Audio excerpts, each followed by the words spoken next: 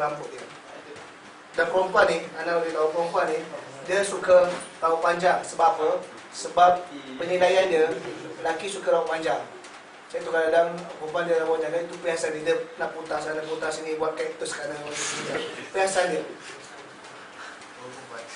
Tapi tengok satu nanti jangan koyak pula rambut dia panjang mana. Saya biar dia. InsyaAllah dia ada rambut. Okey, ambil muka salah 89. 89 ada bulu khuluwa bil urus. Bil urus. Ada kita nak berkhalwat. Ya. Dan bila dah kahwin dah maksudnya bukan bila tak kahwin lagi nak berkhalwat ni, bila dah kahwin tak ada berkhalwat. Kalau ada kena orang lain tu tak berkhalwat dah sama dua-dua. Ini nampak padam lampu sikit dia semakin panas tadi. Ya. Dan ada ketika mana ni dan yustahabu maksudnya lelaki tadi digalakkan letak tangan atas kepala perempuan tadi dan baca doa yang memohon berkat. Pegang tangan ni. Pegang kepala dia, bukan gitu je. Macam dalam video anda tu saya tak ada. Macam pegang kepala tu. Okey, dan baca doa. Surah 90 tu, Allahumma inni as'aluka min khairiha wa khairi ma jabaltaha alaihi. Maksudnya kita minta keberkatan daripada perempuan tadi, Allah Tuhan keberkatan dan kebaikan daripada ciptaan apa yang tabiat perempuan tadi, dan juga kita minta jauh daripada wa'udzubika keburukan dia dan segala keburukan dia. Dan selepas itu istahabba lil arusaini dan digalakkan kalau boleh buat lil arusaini ayusalli raka'ataini untuk solat sunat 2 rakaat, menunjukkan kita syukur pada Allah Subhanahu wa taala. Kadang-kadang orang kata orang Melayu dia kata adat batal wudu. Adat batal wudu. Kadang-kadang pengantin tu tak ada wudu pun. Tak ada wudu pun. Lepas dah nervous ataupun kenalin ataupun cemas, dia buang air pasal ni tak ada wudu pun. Batal wudu ada salah batal wudu. Pasal tak batal wudu, memang tak ada wudu dah pun. Jadi batal wudu tu nama istilah adat Melayu lah. Okey. Okey. Pasal yang ketiga, menyantuni perempuan tadi dan memberikan sesuatu untuk dia makan minum, bagilah halawah ke apa-apa menyuruhkan dia maksudnya bagi coklat ke apa, coklat apa Rocher ke mahal sikit, nampak kaya sikit.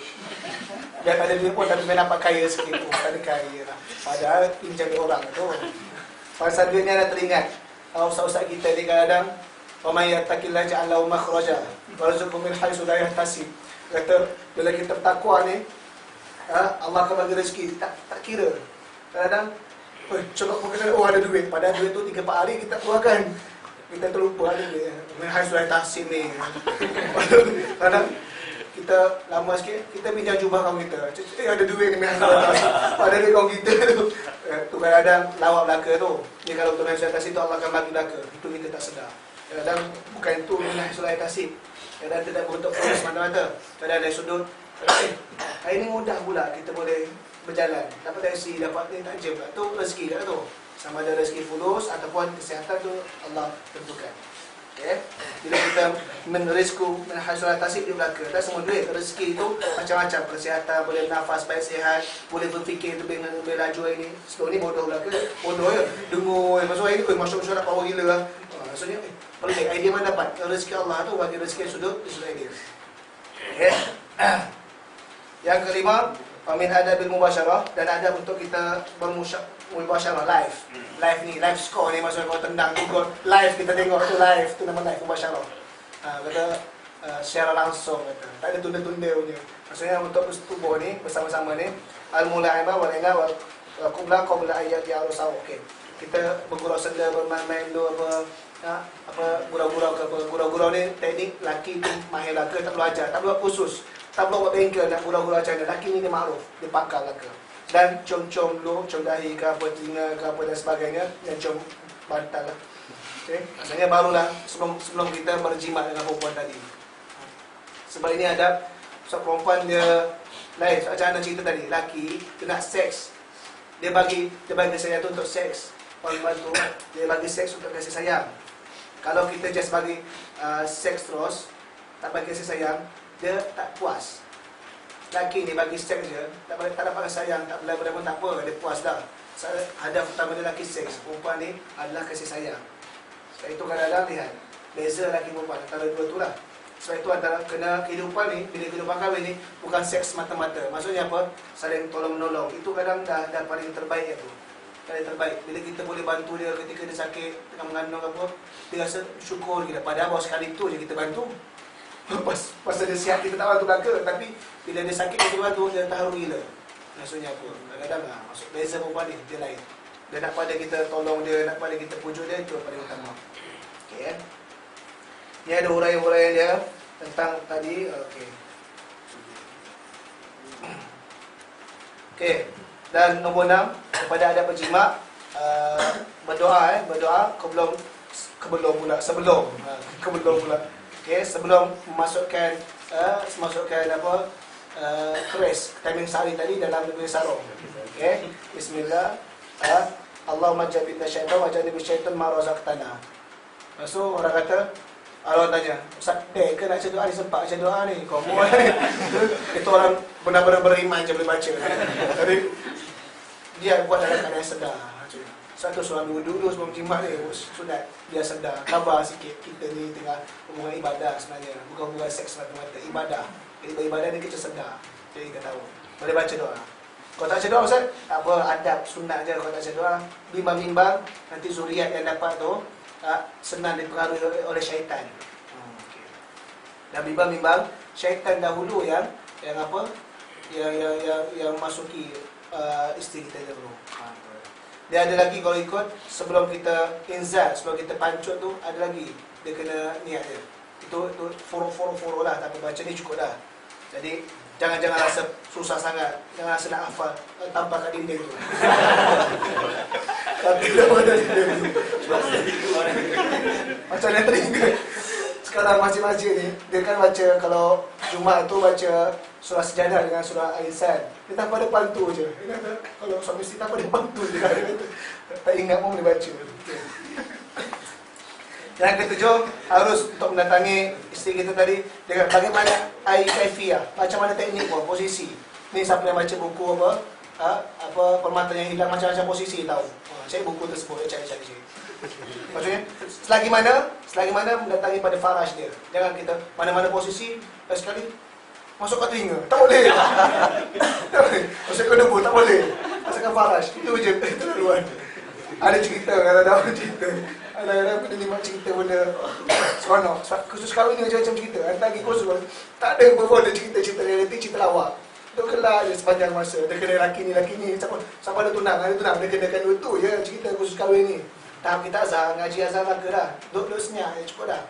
Jadi dia taraf untuk orang-orang yang masyarakat sosial sangat nak jaga tu. Ustaz, kalau nak bersama ni kena gelap. Tapi jangan gelap sangat. Kalau gelap sangat ni bahaya. Kalau gelap-gelap, lepas tu perempuan isteri kita ni pula kata sakit-sakit. Laki kata biasa dah, sakit sikit mula-mula. Sakit sangat. Mencekik-cekik, nangis-nangis. Maksud bukan apa lah, maksud kau tinggal. Itu salah. Ada juga ada cahaya. Itu cerita-cerita. Itu cerita dapat dalam khusus kahwin. Bahaya tu khusus kahwin ni. Maksudnya apa? Itulah macam mana posisi pun. Tapi nisaukum hasulakum fatu harsab anasyitum. Perempuan kamu ni pakai baik kamu datangilah dia bagaimana cara sekalipun. Boleh apa Ustaz? Maksudnya, tapi yang haram tak haram. Bagian dubur tadi adalah haram. Kerana kalau dubur ni menyerupai haiwan. Maksud orang tanya pula, kalau ikut belakang, tapi ikut faraj, tak apa. Belakang, depan, atas, tinggi, gunung, kanan-kanan ni macam mana, serong kamu, songsa kamu, yang penting ikut faraj. Itu yang penting. Okay. Ni afdalu hayati jima' ni tak apalah baca, bila nak nanti mau baca. Nak kata afdal, kahwin pun tak lagi, afdal kahwin dulu. Okay. Yang ke-9, al-afdalu fi haqqihi ma'al musara'a ila ittisal. Kalau selepas bersama tu, afdalnya mandi terus. Wa idza takasara, kalau malas penat ke apa, sebelum tidur tu wudu dulu. Sebab.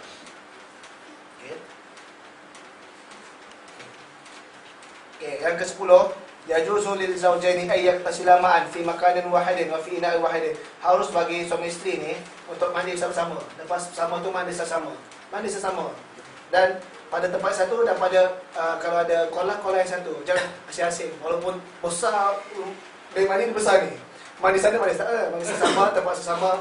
jerus-jeruskan apa, mandi selama, supaya dia lebih datangkan kasih sayang. Okay.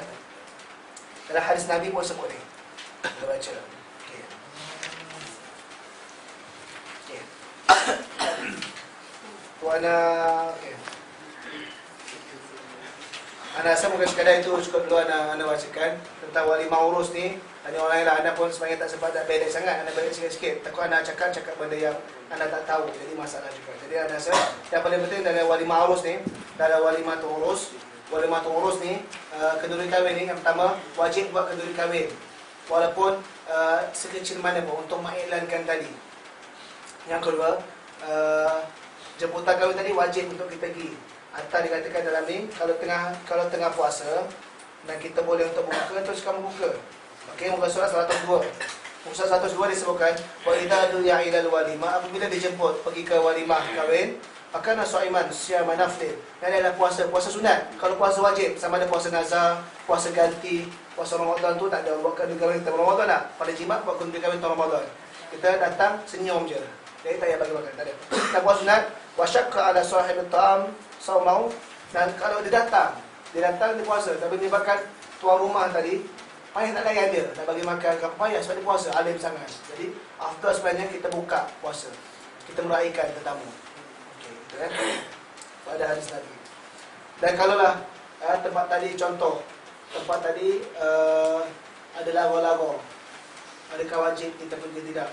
Ustaz, tempat dia ni apa maksiat lah ke, kata jemputan kahwin pun pakai baju kembar yang sama modelnya. Itu tengok keadaan. Kalau aglabi yang memang maksiat, memang tak wajib. Cuma kita kena beritahu, minta ta'azur, cara baik. Kalau sekadar benda okey lah ke, tiba-tiba nyanyian tak pasal kesek, ada akhwat nyanyi, itu bukan aglabi yang haram, maka kita pergi. Dan baiknya pergi, kalau kita boleh jaga, kita tegur kembali, kau perempuan ni nyanyi tak payah, tak boleh, tak sedap, macam itu. Kalau dia jahil lah, tak sedap sangat, baik panggil anak nyanyi. Lelaki bau sedap sikit, dia panggil kita tak apa, tak haram. Jadi ikut fikir dakwah kita. Kalau dia rasa berterima, tak boleh, haram sebenarnya ni sebenarnya semua. Kita terus berkontak, kita tadarus. Tapi kalau aghlabiyah tu haram, sampai makanan pun haram, tu tak wajib dah. Itu kena tengok keimanan kita. Takut kita jadi kita. Itulah maksudnya. Okay, anda rasa sekadar itu saja boleh anda terang. Cuma tentang perkahwinan tadi, yang paling penting beberapa perkara. Perkahwinan tadi adalah tengok balik. Kalau boleh perkahwinan tadi kita upgradekan. Bukan sekadar kahwin untuk seronok semata-mata keluarga, tapi kahwin untuk membantu dalam perjuangan. Sebab itu dalam marhalah dakwah, Fardul Muslim, lepas tu Baitul Muslim. Sebab dia bantu. Dah ada 2 ejen, lepas tu lebih laju lagi. Kalau pengurusi tak kahwin, kita kahwin ni lagi power kerja kita daripada pengurusi. Sebab pengurusi satu ejen je sekarang. Dia nak kerja jauh semput. Kita 2 ejen, kita jauh ke depan sikit dah. Maksud lagi power lagi. Boleh bantu pengurusi dalam TPM. Yang kedua, bila kahwin ni, yang paling penting, kita kena kenal sifat lelaki dan perempuan. Kenal sifat lelaki dan perempuan, dan kita jangan hanya memandang dari sudut mata lelaki, dari kacamata lelaki. Dia akan menyebabkan kita bergaduh. Kita kena pandang dari sudut kita tengah-tengah. Lelaki macam mana, perempuan macam mana, supaya kita memahami dua-dua keadaan. Jangan nak cerita ni. Perempuan merajuk, masuk bilik, tutup pintu, kunci, sebenarnya so kita pujuk. Kalau kita merajuk, kita tutup kunci, kita tak mahu pujuk. Beza. Kena beza. Yang ketiga, perkahwinan ini bukan semata-mata untuk seks, tapi adalah untuk ta'awun, untuk kita perkongsian hidup. Itu sebenarnya seks itu adalah salah satu daripada dia, untuk wasilah, untuk zuriat dan wasilah untuk kebahagiaan. Dan paling penting tolong-menolong itu. Yang keempat ialah kena pastikan bincangan dia beritahu, jangan buat keputusan sendiri. Apa jua yang berlaku kena perbincangan, itu yang terbaik. Sebab kalau buat keputusan sendiri, dia main lari je, dia tak suka kita, dia main lari je, bahaya. Maksudnya perempuan ni sangat liar, bagaimana nak didik dia. Jadi beberapa perkara ini kita perlu tekankan. Dan tips-tips tadi, kalau siapa nak kahwin, nak jumpa mak ayah, mak mertua ke, itu antara tips yang umum, bergantung kepada mak ayah perempuan tadi, kita kenal macam mana, kampung dia macam mana tu. Tapi secara mu'zamnya macam itu, nak pergi macam mana, nak bercakap macam mana, itu ada yang terbaik. Yang paling penting ialah istikharah dalam melaksanakan keputusan. Istikharah ni tak nanti kita tidur mimpi keluar muka dia sebiji, saya akan kahwin dengan awak. Tak macam tu. Istikharah ni, tahap mimpi tu tahap yang tinggi lah tu sebenarnya. Kadang-kadang istikharah ni, pas istikharah ada 2 nama kita rasa, kenapa aku tenang sangat dengan dia ni? Tenang sangat dengan dia. Jadi itu juga petanda, salah satu daripada petanda. Istikharah tu kena penting. Mana istikharah, siapa yang istikharah tidak akan menyesal, siapa yang mesyuarat tidak akan rugi. Ini adalah pepatah. Siapa yang istikharah tak akan menyesal, walaupun rasa mula-mula je tu gangguan syaitan. Yang kedua tak. Yang keempat ialah cuba kalau lelaki kalau lelaki ni suka buat lawak kalau bila berkahwin, pastikan lawak-lawak kita dengan isteri tadi tu lawak-lawak yang berunsur ilmiah. Lelaki ni suka buat lawak, perempuan ni dia cerita sikit pun dah gelak dah. Saya ada seekor kucing gemuk, dia pun gelak. Lelaki tak, saya ada gemuk, dia tergelincir macam badak berendam, bau lelaki gelak sebab dapat saya ada seekor kucing gemuk, dia gelak dah. Perempuan ni senang nak gelak. Jadi dia suka orang bercakap, ustaz-ustaz bercakap. Dan jadi pastikan dengan ilmiah kalau berkahwin supaya kita didik isteri tadi dengan perkara yang ilmiah. Dan Ana rasa sekadar itu saja. Ada bukan soalan ke? Kalau boleh je kita kongsi-kongsi bersama, tapi jangan pelik sangat. Kalau pelik sangat maksudnya kita bincang. Okey, Ana buka kalau ada satu soalan lah. Apa? Bismillahirrahmanirrahim. Ustaz, Ana nak tanya berkenaan tentang nikah misyak. Sebab ada kebanyakan kita di Mesir ni sendiri ataupun juga yang orang kata apa, yang kurang sikit kan. Maksud dari segi kemampuan tu dan segalanya kan. Maka adakah relevan untuk kita berbincang dengan pasangan yang kita ni kan, mengenai tentang nikah misyak, kalau dan minta Ustaz ulas kan tentang itu. Kemampuan apa? Sudah mahal kahwin. Dia konsep dia bincang, tak ada masalah. Kita boleh bincang. Mahal tu asalnya bukan masalah yang besar. Daripada masalah daripada tanggungan dan tempat tinggal. Itu daripada sisi ni. Okey, sudah yang pertama kita faham. Sekarang bincang, itu pun boleh bincang, tak ada masalah. Yang pertama kena faham. Kita masih belajar.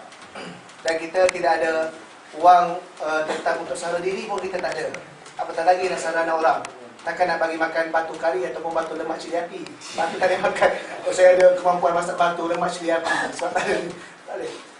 Bila kita nak kahwin, mak ayah kita setuju redha. Maksudnya kita tanggungan mak ayah kita. Kena faham. Jadi kita masih lagi tanggungan mak ayah kita. Dan kita boleh bincang. Kita kahwin, tak apalah, masing-masing kata mak ayah dua-dua pihak akan bagi support. Tak ada masalah, dua-dua redha, setuju. Dan kita kena ingat, bila kita masih tanggungan mak ayah kita, kita nak kahwin. Contoh, perempuan tadi duduk bersama kita. Bersama kita. Jadi, dia tanggungan kita tanggungan mak ayah kita. Kita redha untuk kita kahwin. Kalau kita sebulan 1,000 dan kita kena kehidupan kita seorang 1,000, kalau kita dengan isteri kita 1,500, maksudnya kita 1,500, kita tidak boleh nak paksa ayah kita bagi 1,500. Kewajipan dia pada kita hanya 1,000 saja. Yang 500 lagi bergantung pada perbincangan yang dapat. Kalau kita ayah kita okey, aku support semua, kalau tak ada masalah, dia setuju. Kalau kata sana akan support, setuju. Tapi dia alas flow dia tanggungan pada kita. Tanggungan ni terpulang pada kita nak macam mana. Bila bincang maksudnya dia setuju untuk tanggung kita, tak ada masalah. Macam orang kata nikah khidbah, tahu nikah khidbah, nikah gantung, akan nikah je dua asyik. Bukan maksud nikah khidbah ni, kena faham. Bukan maksud nikah khidbah, duduk sama-sama tapi mak ayah tanggung. Itu bukan nikah khidbah. Nikah khidbah, kita akan nikah dua asyik, jumpa sekali je. Bukan minggu jumpa 4-5 kali, jumpa sebulan sekali. Yang nikah khidbah tu lebih nak menghalalkan dari segi percakapan, perbualan. Itu masih mak ayah tanggung. Itu memang sesuatu mak ayah tanggung. Sebab konsep bila kita tanggung isteri kita tanggung isteri kita bila macam Fadilah Kamsah ya, dia bila mak ayah dia serah pada kita walaupun bukan pada walimah. Contoh, walimah tempat kita 12. Walimah tempat dia 5, selalu seminggu. Dan dia serah pada kita 8 bulan. Sejak 8 bulan itu kita kena tanggung pada. Bahkan kalaulah itu kalau kita tidak bersama-sama dengan dia pada malam tu, lepas akad kita balik. Kalau kita bersama dan kita dah bersama, maka itu kita sudah menanggung dia. Sebab dia telah serahkan anak daripada kita untuk bersama-sama dengan kita. Jadi, selagi mana dia pegang jas akad serah, kita tidak lagi tanggungan dia ke atas kita. Sebab dia belum serah amanah daripada kita. Dan perempuan ni, wajib mak ayah ditanggung. Sampai bila? Sampai dia berkahwin. Lepas ayah dia dah kahwin, mak ayah dia tak wajib nak menanggung. Mereka kalau berbincang, mak ayah setuju sebab tengok kesian anak aku daripada terbiar, tak kahwin ataupun kalau gejala sosial ke bimbang, kahwin dia setuju tanggung wajipan tadi sampai dalam ayat dia kata tak apalah kau pula. Laki ni bila mak ayah wajib tanggung sampai bila? Sampai kita dah ada duit gaji. Selagi mana kita tak ada duit gaji, mak ayah kita wajib tanggung kita. Biasa. Walaupun kita, kalau kita dah ada duit gaji, walaupun tak kahwin, kita kena tanggung diri kita sendiri. Tapi kalau kita malas, tak nak kerja, kalau tak ada duit gaji, mak ayah kena tanggung kita dalam masa sama kita berdosa dan kita berhutang pada mak ayah kita. Kalau kita malas, kalau kita usaha dan tak ada duit gaji, sekadar itu je gaji kita, mak ayah kita kena tanggung lagi. Lagi. Ha. Ni lah, saya say, kalau macam nikah kebal, kalau nikah, kalau nikah kena luar-luar kan? Macam nikah kebal kena luar-luar ke enggak? Konsep nikah kena wawalkan. Contoh nanti Malaysia dengan siapa je timbul fitnah. Cuma tahu saya nikah khidbah. Saya wawalkan nikah je. Nikah sebab nanti bila nak bersama, nak keluar ke, nak dating ke, contoh dah seminggu tu nak keluar sekejap. Bila siapa ni? Masalah. Konsep nikah kena ni tak adalah sampai wajib. Tapi kalau sampai menyebabkan fitnah, wajib kena ni. Kalau tak menyebabkan fitnah, wawalkan saja. Cuma nikah khidbah. Cuma bagi anak, konsep yang kalau anak pesan untuk anak, nak kahwin awal, kalau siapa nak kahwin awal, boleh. Tapi jangan sampai mengganggu gerak kerja perjuangan Islam. Kahwin awal Melaka umur 20, sampai tak ada nak pegang pengurusi JKT, tak ada pegang pengurusan pengurus. Sebab apa saya dah kahwin? Jadi tak ada pegang Melaka. Jadi bagaimana tak patut kahwin. Kalau kahwin awal, nak tambah gerak kerja tu okey. Lepas tu, kahwin awal pastikan matang. Yang kedua, yang ketiga, bila minta kahwin tu, jangan gaduh dengan mak ayah. Oh, saya mampu dah mampu, aku puasa dulu. Sebab bila mampu je, bukan mampu sekadar kemampuan kita. Tapi orang lain bagi lalu untuk kita kahwin. Itu mampu kahwin lah tu. Kalau tak bagi, tak mampu lagi. Sebab kita ingat, kita masih bawa tanggungan mak ayah kita. Jadi tak mampu kahwin puasa dulu. Kalau tak ada cara lain, berbincang-bincang lagi. Sampai ni. Ada? Tak ada? Ada tadi nak tanya, tak ada. Saya jelas belaka, siapa yang kahwin? Yang nak kahwin kahwin je, tak ada kahwin lagi kan? Semua nak kahwin, sampai tak kahwin ni pelik sikit lah. Kena buat motivasi khusus. Okey. Ha? Ada? Ada? Roman ada? Roman tak kahwin bila Roman? Cuma konsep penasihat perkahwinan dia, what you give, you get back. Tu bahasa Inggeris. Bahasa Inggeris. Kalau bahasa Melayu, apa yang kamu beri, itu yang kamu dapat. Kalau bahasa Arab dia, ma'ataita huwa akhasta. Ada mereka tu. What you give, you get back. Maksudnya apa? Isteri kita bukan orang gaji kita. Kita nak ada kasih sayang, kita nak ada sayang pada kita, kita kena sayang pada dia. Kalau kita sayang pada dia tanpa ada rahsia, dia akan sayang pada kita tanpa ada rahsia. Kalau kita sayang dia, kita boleh buat air pada dia, dia akan buat air pada kita. Bukan dia akan buat air pada kita, dia gosok baju pada kita, dia kena buat kita laka. Tak. Itu orang suruhan kita. Tapi what you give, you get back. Dia, sebab dia ada sebahagian dalam diri kita. Apa yang kita bagi, kita sayang dia, kita bagi hadiah pada dia, itulah yang kita akan dapat. Sebab itu konsep perkahwinan. Bukan orang gaji, bukan rakan sekerja.